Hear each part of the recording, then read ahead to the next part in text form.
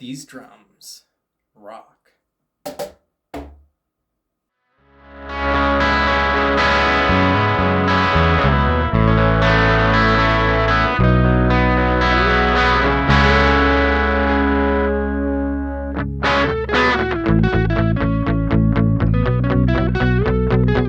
Hey guys, title says what these are. So we're reviewing them, but before we get to the sound clips, which you can just skip to if you so choose, I'm just going to quickly talk about them. Talk about it as quickly as I can anyway. I'm a talker. These are great. For $500, like, you're looking at entry level of anything, and you're getting an electric kit, you're getting mesh heads, you're getting an actual kick drum, and foot pedal, and something that's configurable and sounds pretty good, that's got a Midi output that I don't actually use, but I read one person online saying that it's not following the Midi protocol. So your mileage may vary there. You might not be able to get it to work in Midi form. I just run through, it's a 1/4 inch out into my direct input and into the computer, and I can run headphones too at the same time, which is awesome. I love that. I am enjoying having the mesh heads.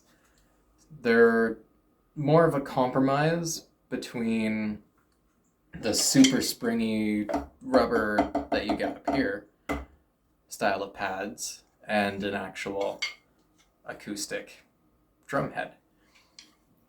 These are nice and bouncy, but they definitely, partly because of being smaller, partly because of that springiness and how they respond, don't quite feel like actual drums, but they feel good nonetheless. I like them. I also like that, whether it's because of software or it's something specific to the snare drum itself, but you can hit the rim of the snare and you get a distinct sound, one that you can configure, because you can create and configure, these drum kits within the 15 different sounds they give you to your heart's desire. You can have every single cymbal and drum from a different kit if you want. So that's all, the highlights, the cool stuff. So what sucks? Not much.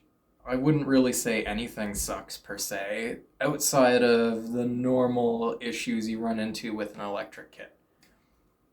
If you've never used an electric kit before, you've not looked it up, I'll save you some time. The issues come with the response and timbre you get when you hit a note, and you'll hear it with both this and my old Roland kit, which I'll have some audio samples of too.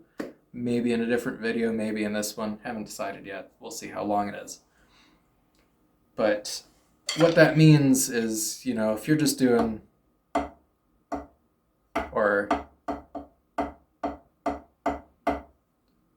it sounds fine. It sounds pretty dang close to an acoustic kit. But if you're going, that's where you notice it's an electric kit. You notice that on every kit. I've never come across a kit where they have actually figured out how to make the software create the response in a way that's natural. You don't have that sort of note fade off. It's just note kind of falls, and then suddenly it's a new one, and then suddenly it's a new one, and suddenly it's a new one. So you never quite get the fall of your first hit when you're getting your second hit that just kind of throws it all back up. I don't know if that actually makes any sense to people, but that's kind of the best way I can put it. It's just, it doesn't have that natural feel when you really push it. But like I said, that's inherent to every kit. Another thing that kind of annoyed me a lot, really, is the menus don't stay up long enough.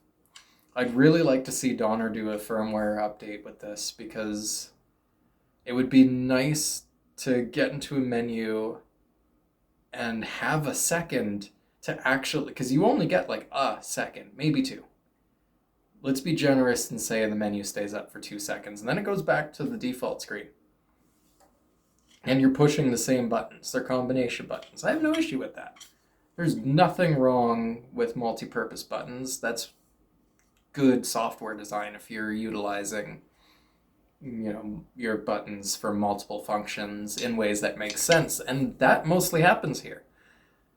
It's just very overshadowed by the fact that you got 2 seconds to decide if that's the menu you want to be in and that's the thing you're functioning and it's reacting to the drum that you hit. And, there's a lot of functions that this kit can do.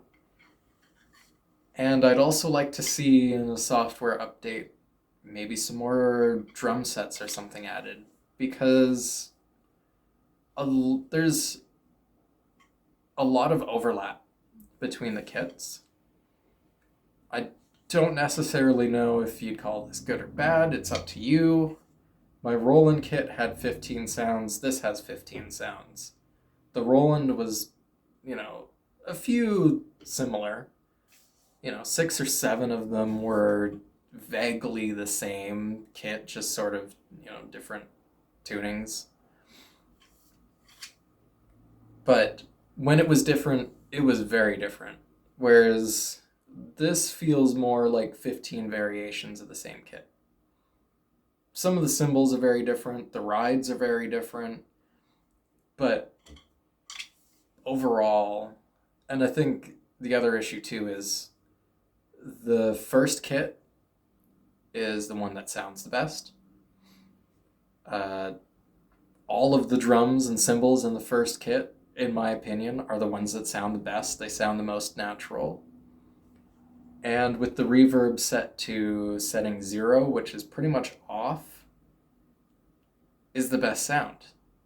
The only thing I really needed to do out of the box was change the cymbals to be a little less sensitive and tweak the EQ, which is only a 2-band.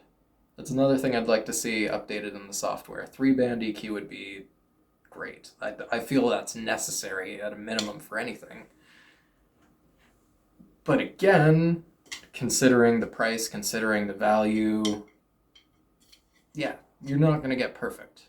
But you get something that's usable, I feel, in a ton of different applications. It's a lot easier for recording. It's, still pretty compact. I've got this shoved into a little corner, along a tiny wall. Like, it takes up the space of 2 chairs. And you can fold it in on itself.